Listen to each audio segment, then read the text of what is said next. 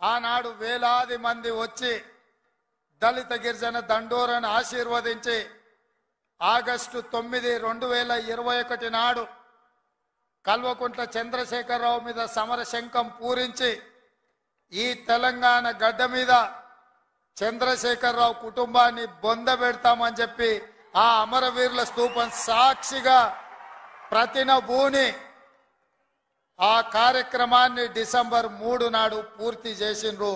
మీకందరికీ మనస్ఫూర్తిగా ధన్యవాదాలు మిత్రులారా. ఇక్కడ మట్టికి గొప్పతనం ఉన్నది, ఇక్కడి గాలిలో పౌరుషం ఉన్నది, ఇక్కడ తినే తిండిలో వేసే అడుగులో పోరాట పటిమ ఉన్నది. ఈ గడ్డ మీద మీ బిడ్డ కొమరం భీం జల్ జంగల్ జమీన్ అని చెప్పి ఆనాడు రాజ్యాలకు వ్యతిరేకంగా, అదే విధంగా రామ్జీ గోండు ఈ ప్రాంత గోండు బిడ్డ బ్రిటిషర్స్ కు వ్యతిరేకంగా, రజాకర్లకు వ్యతిరేకంగా కొమరం భీం ఆనాడు పౌరుషంతో పోరాడిను. ఈనాడు చరిత్ర పుటలలో పోరాటాల గురించి చర్చించాలి అంటే, పౌరుషం గురించి ప్రస్తావించాలి అంటే రామ్జీ గోండు కొమరం భీం గురించి ప్రస్తావించకుండా ఏ చరిత్ర మొదలు అవ్వదు అని చెప్పి నేను సగర్వంగా ఈ సందర్భంగా చెప్తున్న మిత్రులారా. అలాంటి పోరాట స్ఫూర్తిని తీసుకొని కేస్లాపూర్ గుడిలో దర్శనం చేసుకొని నాగోబా ఆశీర్వాదం తీసుకొని తప్పకుండా ఈ గడ్డ మీద ఇందిరమ్మ రాజ్యం తీసుకొచ్చి దళితులకు, గిరిజనులకు, ఆదివాసీలకు, బలహీన వర్గాలకు, మైనారిటీలకు వాళ్ళు మెచ్చే ప్రభుత్వం, వాళ్లను ఆర్థికంగా సంక్షేమ రంగంలో అభివృద్ధి ప్రాంతం వైపు నడిపించే ప్రభుత్వాన్ని ఏర్పాటు చేస్తామని చెప్పినాం. ఇవాళ ప్రభుత్వం ఏర్పడ్డది. ఆ ప్రభుత్వం ఏర్పడ్డది కాబట్టే మా ప్రభుత్వం మొట్టమొదటి అభివృద్ధి కార్యక్రమం ఆనాడు మాట ఇచ్చినాం. ఇదే ఇంద్రవెల్లి అమరవీరుల స్తూపం సాక్షిగా అభివృద్ధి కార్యక్రమాలను తీసుకొని ముందుకు వెళ్తాం. ఆదిలాబాదును దత్తత తీసుకుంటాం. తప్పకుండా ఈ ప్రాంతాన్ని, తప్పకుండా ఆదిలాబాదు ప్రాంతాన్ని, ఈ అడవి బిడ్డల ప్రాంతాన్ని, ఈ అమాయకుల ప్రాంతాన్ని, ఈ ఆదివాసీల ప్రాంతాన్ని అభివృద్ధి పదం వైపు నడిపించే బాధ్యత ఇందిరమ్మ రాజ్యం తీసుకుంటదని ఆనాడు ప్రతిజ్ఞ చేసినాం.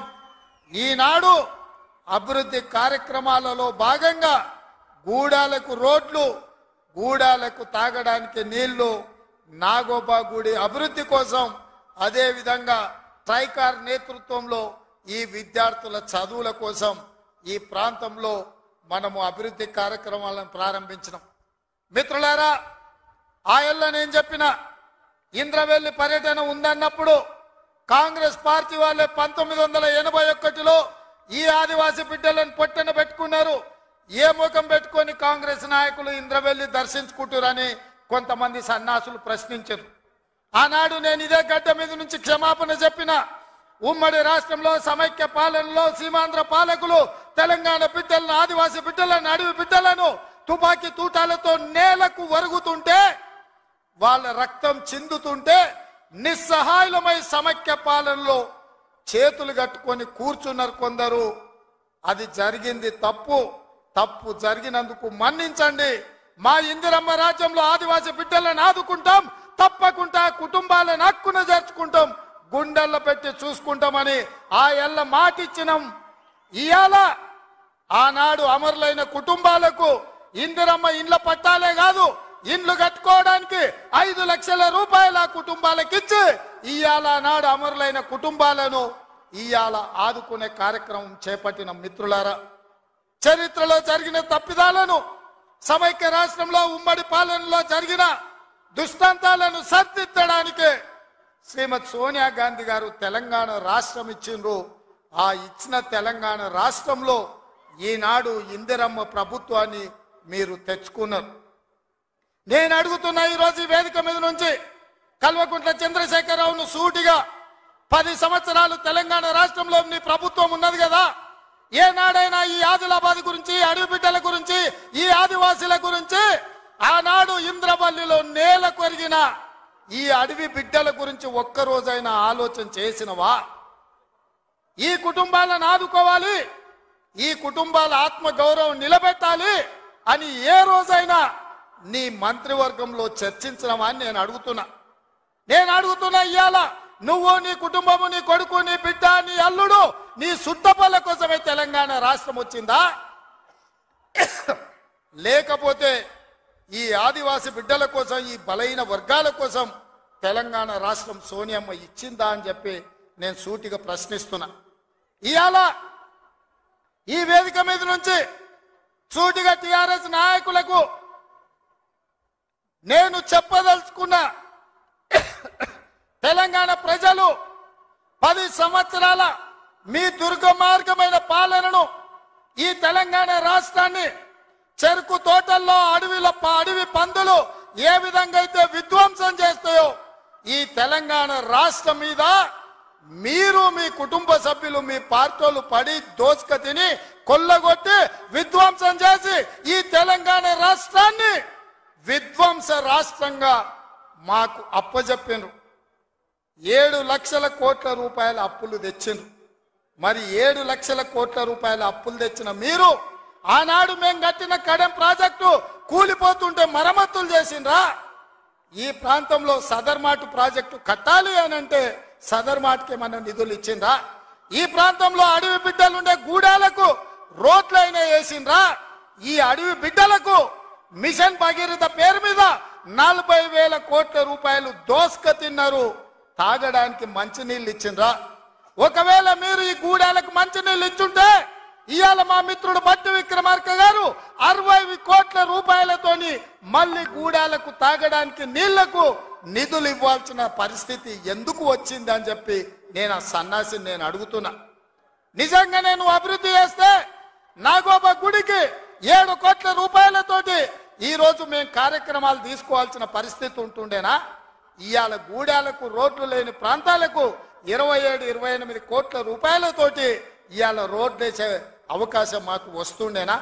ఇవాళ ట్రైకార్ ద్వారా చదువుకునే పిల్లలకు తరగతి గదులు లేకపోతే 10 కోట్ల రూపాయలతోటి ఇవాళ తరగతి గదులు ఆదివాసి బిడ్డలు చదువుకోవాలి, ఐఏఎస్లు ఐపీఎస్లు కావాలి, ఈ రాష్ట్రాన్ని దేశాన్ని ఏలాలి అని చెప్పి ఇవాళ 10 కోట్ల రూపాయలతోటి తరగతి గదులు మేము నిర్మించినాం తప్ప నిర్మించడానికి నిధులు ఇచ్చినాం. ఒక్క రోజైనా ఈ బిడ్డల కోసం నువ్వు సమీక్ష చేసినావా అని నేను అడుగుతున్నా. ఎంతసేపు నీ బిడ్డలు, ఎంతసేపు నీ దోపిడి, ఎంతసేపు నీ ఫామ్ హౌజులు కట్టుకోవాలన్న ఆలోచన తప్ప నీ కొడుకుకో బిడ్డకో ఉద్యోగాలు ఇవ్వాలి, పదవులు ఇవ్వాలి, ప్రజలు బండకేసి కొడితే మళ్ళీ శాసన మండలి సభ్యత్వం నీ బిడ్డకు కవితకి ఇచ్చినవు తప్ప తెలంగాణ ఆడబిడ్డలకు చదువుకున్న పిల్లలకు ఉద్యోగాలు ఇచ్చినవా అని నేను అడుగుతున్నా. నువ్వు ఉద్యోగాలు ఇవ్వక 10 సంవత్సరాలు స్టాఫ్ నర్సులు నియమించక నువ్వు నిర్లక్ష్యం చేసిన కాబట్టే మొన్న మా దామోదర్ రాజ నరసింహ గారు వైద్య ఆరోగ్య శాఖ ద్వారా ఎల్బీ స్టేడియంలో 7,000 మంది ఆడబిడ్డలకు స్టాఫ్ నర్సు ఉద్యోగాలు మేమొచ్చి ఉద్యోగాలు ఇచ్చినాం. నీ బిడ్డను నిజామాబాద్ ఎంపీల బండకేసి కొడితే తండ్రిగా నీకు దుఃఖం పొంగుకొచ్చింది.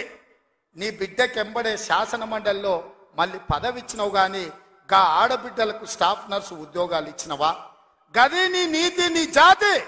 మరి మేము 7,000 ఉద్యోగాలు స్టాఫ్ నర్సులు ఇచ్చినాం. ఇవాళ నీ అల్లుని, నీ కొడుకుని మంత్రిని చేసుకున్నాం. కానిస్టేబుల్ ఉద్యోగాలు 15,000 ఉద్యోగాలు భర్తీ చేయక ఆకాశంలో వేలాడుతున్నట్టు త్రిశంకు స్వర్గంలో నిరుద్యోగ యువకులు ఉంటే కోర్టులో కేసు ఉంటే నువ్వేమైనా పరిష్కరించినావా అని నేను అడుగుతున్నా. అందుకే మేము వచ్చిన ఎంబడే హోంశాఖ నా దగ్గరనే ఉంది. డీజీపీని, ఇతర అధికారులను పిలిచి సమీక్షించి వేలాది మంది నిరుద్యోగ యువకులు ఈ రోజు నిరుద్యోగులుగా అమీర్పేటలోనో లేకపోతే అశోక్ నగర్ చౌరస్తాల్లో, దిల్సు నగర్ చౌరస్తాల్లో ఇంటికెళ్ళి తల్లిదండ్రులకు మొహం చూయించుకోలేక నిస్సారంగా జీవితం గడుపుతున్నారు.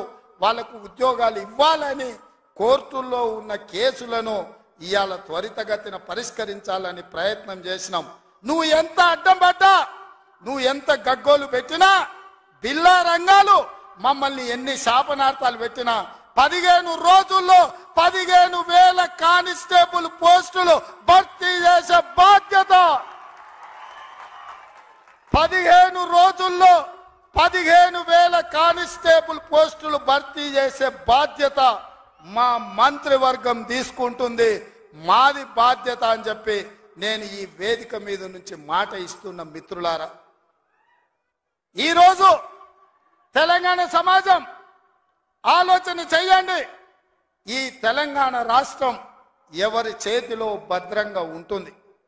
ఈ తెలంగాణ రాష్ట్రం త్యాగాల పునాదుల మీద ఏర్పడ్డ ఈ రాష్ట్రం ఎవరు భద్రంగా కాపలా కాస్తారు? ఎవరు భద్రంగా ఈ రాష్ట్రాన్ని అభివృద్ధి పదం వైపు నడిపిస్తారో మీరు ఆలోచన చేయండి. మేము వచ్చే 60 రోజులు కానే లేదు, 2 నెలలు ఇంకా పూర్తి కాలే. 7 తారీఖు వస్తే 2 నెలలు, 7 తారీఖు ఇంకా 5 రోజులు తక్కువనే ఉంది. అప్పుడే 6 గ్యారెంటీలు అమలు చేయలేదంటాడు సన్నాసుడు. ఆయనతోని శాత కాదు ఎట్లా చేయడంటాడు. పిల్లి శాపనార్థాలకు ఉట్టి తెగిపడుతుందా? వీళ్ళ పొంకనాలు కాకపోతే 10 ఏళ్లలో మీరు ఏనాడైనా పేదవాళ్ళ ఇంటికి 200 యూనిట్లు ఉచిత కరెంట్ ఇవ్వాలన్న ఆలోచన చేసినవా? పేదవాడు ఆత్మగౌరవంతో బ్రతకాలి అంటే ఇందిరమ్మ ఇండ్లు ఇవ్వాలన్న ఆలోచన ఏనాడైనా చేసినవా? ఆరోగ్యశ్రీ పథకాన్ని నిర్వీర్యం చేసినావు. 10 లక్షల రూపాయలు వాళ్ళకి ఇన్సూరెన్స్ ఇవ్వాలన్న ఆలోచన ఏనాడైనా చేసినవా? ఇవాళ అందుకే ఆడబిడ్డల్ని ఆదుకోవడానికి 500 రూపాయలకు సిలిండర్ ఇచ్చి ఆడబిడ్డల్ని ఆదుకోవాలి, కట్టెలపై కష్టాల నుంచి వాళ్ళని కాపాడాలి అని తొందరలోనే మా ఆడబిడ్డల కోసం 500 రూపాయలకి ఇంటింటికి సిలిండర్ ఇచ్చే బాధ్యత మా మంత్రివర్గం తీసుకున్నది. 1,00,000 మంది ఆడబిడ్డలతోని ప్రియాంక గాంధీ గారిని రప్పించి 1,00,000 మంది ఆడబిడ్డల సమక్షంలో సిలిండర్ 500 రూపాయల కార్యక్రమాన్ని తొందరలోనే మీ ప్రభుత్వం మన ప్రభుత్వం తీసుకోబోతుంది అని చెప్పి మా మిత్రులందరికీ నేను చెప్పదలుచుకున్నా. అదేవిధంగా మిత్రులారా, ఇంటికి ఉచిత కరెంటు 200 యూనిట్ల వరకు ఇస్తామని ఆనాడు చెప్పినాం. పోయిన సంవత్సరం ఎవరెవరు ఎంతెంత వాళ్ళ ఇంటికి కరెంటు వాడినరో ఆ లెక్కలు కట్టి ప్రతి ఇంటికి తెల్ల రేషన్ కార్డు ఉన్న వాళ్లకు 200 యూనిట్ల వరకు తొందరలోనే ఉచిత కరెంటు మీ ఇంటికి ఇచ్చే బాధ్యత, మీ కుటుంబాలను ఆదుకునే బాధ్యత మన ప్రభుత్వం తీసుకుంటుంది, పేదల ప్రభుత్వం తీసుకుంటుంది. ఆ ఎల్లా ప్రగతి భవన్ అనే పేరు మీద పెద్ద గడిని నిర్మించుకొని కష్టాలు చెప్పాలి అని గద్దరన్న పోతే ఎర్రటెండకు మిట్ట మధ్యాహ్నం 3 గంటలు నీ గేటు దగ్గర నించోబెట్టినావు కదా కేసీఆర్. ఈ పాపం ఊరికెపోతుందా అని నేను అడుగుతున్నా. అందుకే కదా పార్టీని మొన్న జరిగిన ఎన్నికలలో బొక్కలు ఇరగొట్టి బోర్ల బొక్కలేసి గుణపాఠం చెప్పిండ్రు. గద్దరన్న ఉసురు తలిగింది కాబట్టి మీ బొక్కలు ఇరిగిన బిడ్డ, అది గుర్తుపెట్టుకోండి అని నేను చెప్పదలుచుకున్నా. అందుకే మిత్రులారా, ఇవాళ ఈ ప్రభుత్వం మీది మనది, ఈ ప్రభుత్వం పేదోళ్ళది. ఈ పేదోళ్ళ ప్రభుత్వంలో ఆదిలాబాదును దత్తత తీసుకుంటాం. తప్పకుండా తుమ్మిడేటి దగ్గర ఉత్తమ్ కుమార్ రెడ్డి గారి అనుమతితోని సాగునీటి ప్రాజెక్టును కడతాం, కుప్టి ప్రాజెక్టును కడతాం, సబర్మతి ప్రాజెక్టును కడతాం, కడెం ప్రాజెక్టును రిపేర్ చేస్తాం. ఈ ప్రాంతాన్ని సాగునీటి రంగంలో పైనుంచి వస్తుంటే మా కొండ సురేఖక్క చూపిస్తుంది, కింద క్రేన్ పెట్టి బాయి తవ్వుకుంటారు నీళ్ల కోసం, సాగు నీటి కోసం. మరి ఆ సన్నాసోడు 1 కోటి ఎకరాలకు నీళ్ళు ఇచ్చిన అన్నాడు. ఏడిచ్చిండా? వచ్చినా ఇవాళ హెలికాప్టర్ల పైనుంచి వస్తే ఎడారిని చూసినట్టుంది, ఎండిపోయిన పొలాలు కనిపిస్తున్నాయి. నీళ్ల కోసం బావులు తవ్వుకుంటారు. ఇవాళ బావి తవ్వే క్రేను అది చూపించి సురేఖక్క అన్న ఇంకా బాయిల వ్యవసాయమే ఉంది, ఇక్కడ నీళ్లు రాలేదని. ఇవాళ వస్తావా కేసీఆర్? నీకు మళ్ళోసారి చూపిస్తా ఈ ప్రాంతాన్ని. ఏనాడా నువ్వు వచ్చినవో రాలేదో నాకు తెలియదు, ఎన్నికలప్పుడు ఓట్లాడుకోనికి వచ్చుంటావు, కానీ ఈ ప్రాంతాన్ని చూడడానికి ఎప్పుడన్నా వచ్చినవా? రా, ప్రభుత్వం హెలికాప్టర్ పెడుతుంది, మేము వస్తాం, నీకు చూపిస్తాం. 1 కోటి ఎకరాలకు నీళ్లు ఇస్తా అనే పేరు మీద లక్షల కోట్ల రూపాయల దోపిడీకి పాల్పడ్డావు తప్ప ఈ ఆదిలాబాద్కు నీళ్లు ఇవ్వలేదు. అందుకే ఈ ప్రాంతాన్ని సస్యశ్యామలం చేయడానికి సాగునీటి ప్రాజెక్టులను కట్టే బాధ్యత మా పార్టీ తీసుకుంటుంది, మా ప్రభుత్వం తీసుకుంటుంది. నిన్న మొన్న మాట్లాడుతున్నారు వాళ్ళు 3 నెలల 6 నెలల కేసీఆర్ మళ్ళీ ముఖ్యమంత్రి అవుతాడు ఈ ప్రభుత్వాన్ని పడగొడతామని. నీ అయ్యా ఎవడ్రా పడగొట్టేటోడు? పడగొడతారా? ఎవడు కొట్టేది? నేను అడుగుతున్నా, వేలాది మంది మా యువకులు ఇక్కడ ఉన్నారు. మీరందరూ చూసుకుంటే ఊరుకుంటారా? పడగొడితే ఊర్లలోకి రానిస్తారా? ఊర్లలో ఎవడన్నా ఈ ప్రభుత్వాన్ని పడగొట్టాలన్న ఆలోచన చేస్తే మీ ఊర్లో యాప చెట్టుకు కోదండం వేసి కొట్టండి, లాగుల తొండలు ఇడవండి. ఇది ప్రజలు ఎన్నుకున్న ప్రభుత్వం, ప్రజలు ఆశీర్వదించిన ప్రభుత్వం, ప్రజల కోసం పనిచేస్తున్న ప్రభుత్వం. ఇది ప్రజా ప్రభుత్వం. ఆడ అనుకుంటుండు 1,00,000 కోట్లు పెట్టి కట్టిన కాళేశ్వరం కూలినట్టు ఈ ప్రభుత్వం కూలుతుందని. నీ అయ్యా నువ్వు దోపిడీకి పాల్పడ్డావు కాబట్టి ఆ కాళేశ్వరం గాలి వస్తే కొట్టుకుపోయింది. ఈ ప్రభుత్వం గాలి కాదు కదా, నీ ఖాందాన్ మొత్తం వచ్చినా బోర్ల బొక్కలు పండబెట్టి తొక్కుతాం. ఎవడని ప్రభుత్వం పడుతుందనో 6 నెలలకో 3 నెలలకో కేసీఆర్ ముఖ్యమంత్రి అవుతాడని చెప్పిండంటే మూతి పండ్లు రాలుతాయని నేను చెప్పదలుచుకున్నా. ఇంకా మన చూసిన నిత్యానంద స్వామి అని ఒక ఆయన ఉన్నాడు, తెలుసు కదా మీకు అందరికీ. ఆయన ఇక్కడక్కడైతే లాభం లేదని పోయి ఎన్నో దీవి కొనుక్కొని దానికి రాజు అని ప్రకటించుకున్నాడు. ఇక కేసీఆర్ సంపాదించిన అక్రమ సంపాదన ఉంటే పోయి ఏమన్నా అడవిలో పోయి ఎక్కడన్నా పోయి దీవులలో పోయి దీవి కొనుక్కొని దానికి రాజు అని ప్రకటించుకోవాల్సిందే, లేకపోతే ఆయన ఫామ్ హౌస్కి ఆయన ముఖ్యమంత్రి కావాల్సిందే తప్ప ఈ తెలంగాణ రాష్ట్రానికి మళ్ళీ జన్మలో ముఖ్యమంత్రి కాదు కదా, మంత్రి పదవి కూడా కేసీఆర్కు రాదని నేను చెప్పదలుచుకున్నా. నువ్వు చేసిన పాపాలకు నువ్వు పాపాల భైరవుడివి. ఈ నిరుద్యోగ యువకులను, ఉద్యమకారులను, అమరవీరుల కుటుంబాలను, రైతులను, దళితులను, గిరిజనులను, మైనారిటీలను, మహిళలను నిలువు దోపిడీ చేసి నిలువున ముంచిన నువ్వు, నీకు సిగ్గన్న ఉందా మళ్ళీ పదవి కావాలని అడగడానికి? నీకు కొంచెమైనా రోషం ఉన్నదా అని నేను అడుగుతున్నా. ఆయన మాట్లాడుతున్నాడు 6 నుంచి 8 పార్లమెంట్లు వస్తాయి. ఏంటికి వస్తే మళ్ళీ 6 8 ఇస్తే మోడీకి అమ్ముకుందామనా? మొదటిసారి 12 ఇస్తే మోడీకి అమ్మినావు, రెండోసారి 9 ఇస్తే తీసుకుపోయి మోడీకే అమ్మినావు. మారు బేరగాలు కాక ఈడ ఎంపీలు కొనాలి, ఈడ ఎంపీలు గెలవాలి, ఢిల్లీకి వెళ్ళి మోడీకి అమ్ముకోవాలి. దీనికోసమేనా నీకేసేది? నేను ఇవాళ సూటిగా కేసీఆర్ని అడుగుతున్నా. ఈ దేశంలో ఉన్నాయి 2, ఒకటి ఎన్డీఏ కూటమి, రెండోది ఇండియా కూటమి. ఎన్డీఏ కూటమికి మోడీ ఉన్నాడు, ఇండియా కూటమికి మేమున్నాం. మా దాంట్లోకి రానీయము, మా నీడ కూడా తాకనీయం. ఆ ఇంటి మీద పిట్ట ఈ ఇంటి మీద కాలిస్తే కాల్చి అవతలేస్తాం. నువ్వు ఎట్లకెళ్ళి అవుతావా? మరి నేను అడుగుతున్నా, ఎట్లకెళ్ళి అవుతావు? 1 2 ఏదైనా గెలిస్తే ఢిల్లీలో తాకట్టు పెట్టి మోడీ దగ్గర గులాంగిరి చేయిస్తాడు ఆయన. అందుకే మిత్రులారా ఆలోచన చేయండి. ఇవాళ ఈ రాష్ట్రంలో, ఈ దేశంలో పేద ప్రజల ప్రభుత్వం ఏర్పడాలి అంటే 10 ఏళ్ళు ప్రధానమంత్రిగా ఉన్న నరేంద్ర మోడీ ప్రతి పేదవాడి ఖాతాలో 15 లక్షల రూపాయలు వేస్తా అన్నాడు. ప్రతి పేదవాడికి ఇల్లు కట్టిస్తా అన్నాడు. ప్రతి సంవత్సరం 2 కోట్ల ఉద్యోగాలు ఇస్తా అన్నాడు. రైతుల ఆదాయం 2 చేస్తా అన్నాడు. ఎవరి ఖాతాలన్న మోడీ 15 లక్షలు వేసిండా మిత్రులారా? వేసిండా? మీకేమన్నా ఇల్లు కట్టించిండా? మీకు ఉద్యోగాలు ఇచ్చిండా? మన ప్రాంతానికి ఎప్పుడన్నా వచ్చిండా? పోనీ మీ ప్రాంతంలో ఆదివాసీ బిడ్డ స్వయం బాబురావుని ఎంపీ గెలిపించిండు, మంత్రి పదవిని ఇచ్చిండా? మరి ఏమి ఇయ్యనప్పుడు ఈ ప్రాంతంలో మోడీకి ఓటెందుకు వేయాలని నేను అడుగుతున్నా. మీరు ఆలోచన చేయండి. ఇవాళ మతం పేరు మీద ఒకడు, మద్యం పేరు మీద ఇంకొకడు రేపు ఎన్నికల్లో ఓట్లు అడగడానికి వస్తారు. ఇవాళ మతం ఒక రకం మత్తు అయితే మద్యం ఇంకొక రకం మత్తు. మోడీ కేడీ ఇద్దరు ఒక్కటయ్యి కాంగ్రెస్ను అడ్డుకోవాలని చూస్తున్నారు. అందుకే మిత్రులారా, ఆదిలాబాద్ను దత్తత తీసుకునే బాధ్యత మాది, మా ప్రభుత్వంది. మీకు యూనివర్సిటీ ఇచ్చే బాధ్యత మాది, మా ప్రభుత్వంది. మీకు తప్పకుండా తుమ్మిడేట్టు ప్రాజెక్టును కట్టే బాధ్యత మాది, మా ప్రభుత్వంది. తప్పకుండా సదర్బాట్ పూర్తి చేసే బాధ్యత మాది, మా ప్రభుత్వంది. కుప్తి ప్రాజెక్టును పూర్తి చేసే బాధ్యత మాది, మా ప్రభుత్వంది. కడెం ప్రాజెక్టును మరమ్మతులు చేసే బాధ్యత మాది, మా ప్రభుత్వంది.